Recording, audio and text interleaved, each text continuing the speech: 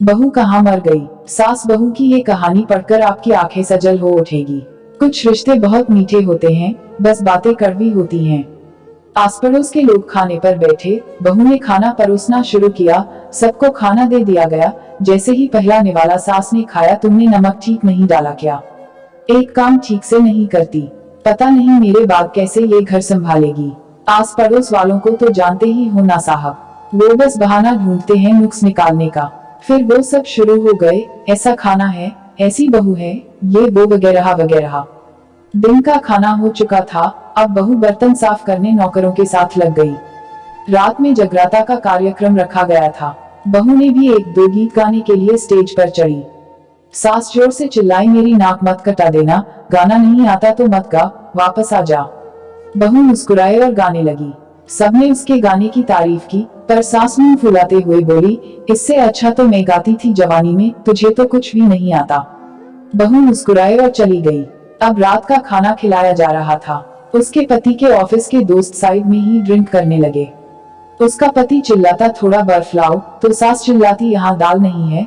फिर चिल्लाता, cold drink नहीं है, पापड़ ले आओ।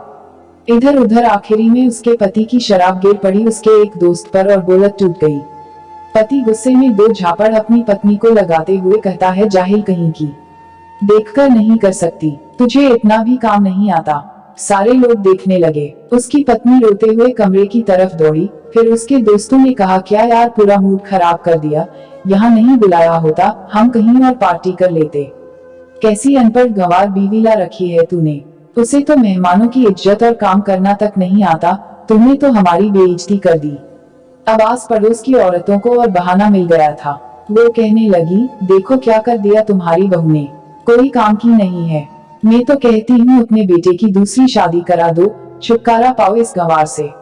सास उठी और अपने बेटे के पास जाकर उसे थप्पड़ मारा और कहा, अरे नालायक, तुमने मेरी बहू को मारा, तेरी हिम्मत कैसे हुई, तेरी टांग तोड़ दूंगी। उसके बेटे के दोस्त कुछ कहने ही वाले थे कि उसकी माँ ने घूरते हुए कहा, चुप, बिल्कुल चुप, यहाँ दारू पीने आए हो, जबकि पता है आज पूजा है और तुम्हें पार्टी करनी है। कैसे संस्कार दिए हैं तुम्हारे माता पिता ने, और किसने मेरी बहू को जाहिल बोला, जरा इधर आओ, चप्पल से मारूंगी अगर मेरी बहू को किसी ने शब्द भी कहा तो। अरे पापी, तूने उस लड़की को बस इसलिए मारा कि तेरी शराब टूट गई। पापी, वो बच्ची सुबह 4 बजे से उठी है, घर का सारा काम कर रही है, ना सुबह से नाश्ता किया ना दिन का खाना खाया, फिर भी हंसते हुए सबकी बातें सुनते हुए, ताने सुनते हुए घर के काम में लगी रही। तेरे यार दोस्तों को वो अच्छी नहीं लगी, जूते से मारूंगी तेरे दोस्तों को जो कभी उन्होंने ऐसा कहा। उसके यार दोस्त चुपके से खिसक लिए। अब सास बहू के कमरे में गई और बहू का हाथ पकड़कर बाहर लाई।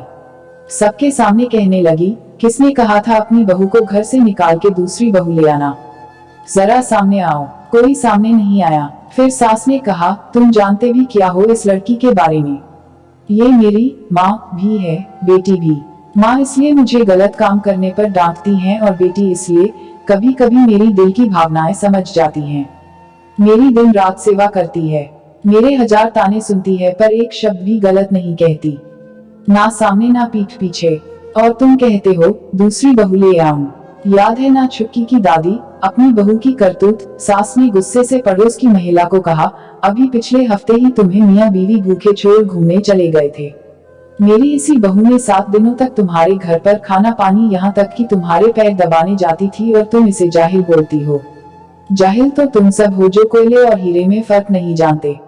अगर आइंदा मेरी बहू के बारे में किसी ने एक लफ्ज भी बोला तो मुझसे बुरा कोई नहीं होगा, क्योंकि ये मेरी बहू नहीं, मेरी बेटी है। बहू सिसकियां लेते हुए फिर कमरे में चली गई। सास ने एक प्लेट उठाए और भोजन परोसा। बहू के कमरे में खुद ले गई। सास को भोजन लाते देखा तो बहू ने कहा, अरे माँ जी, आप क्या कर रही हो, मैं खुद ले लेती। सास ने प्यार से ताना मारते हुए कहा, डर मत, इसमें जहर नहीं है, मार नहीं डालूंगी तुझे। तुझे नई सास चाहिए होगी, पर मुझे अभी भी तू ही मेरे घर की बहू चाहिए। बहू ने अपनी सास को रोते हुए गले से लगा लिया। सास भी रो दी पहली बार और कहा, चल खाना खा ले। फिर मजाक करते हुए कहा, फिर मेरे पैर दबाने चले आना, और ये ख्याल मन में मत लाना कि सास पैर बोलती है, किसी दिन मैं इसका गला दबा दूंगी, क्योंकि कभी मैं भी यही सोचती थी। दोनों खूब हंसने लगती हैं।